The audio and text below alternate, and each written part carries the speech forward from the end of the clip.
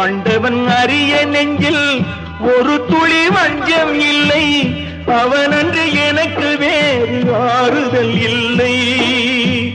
மனிதனம்மா மயங்குகிறேன், தவறுக்கு துணிந்த மனிதன் அழுவதில்லையே, தவறியும் வானம் மண்ணில் விழுவதில்லையே.